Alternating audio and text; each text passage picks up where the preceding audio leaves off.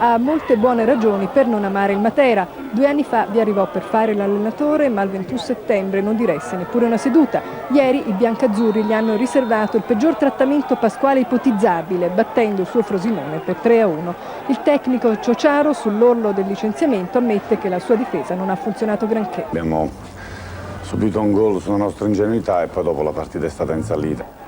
Dopo il gol alla mezz'ora del primo tempo del 19enne Parisi, il Matera ha messo il risultato al sicuro al 7° della ripresa con Tagliente. Ancora una manciata di minuti e arriva il terzo gol ad opera di Bella Cicco. Ininfluente la rete Ciociara segnata da Anselmi al 22esimo. E dunque questo Matera continua a stupire. Dopo le partenze dei giocatori più considerati, dopo il cambio di allenatori, con Picci sta sovvertendo ogni pronostico. Il Matera ha imparato ad essere concreto, a ragionare, il collettivo funziona anche con il centrocampo sconquassato dalle squalifiche. Pasquale Picci, pure lui confinato in tribuna per decisione del giudice sportivo, è felicissimo. Il merito va soprattutto a questi ragazzi che sono stati commiabili sul piano tattico.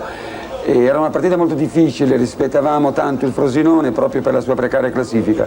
Con questa vittoria insomma ci proiettiamo con un maggiore margine verso la volata finale per la salvezza, evitando i play-out, anche se noi restiamo con i piedi per terra, cercando sempre con grande umiltà e con grande professionalità andando a portare avanti questo discorso per la salvezza.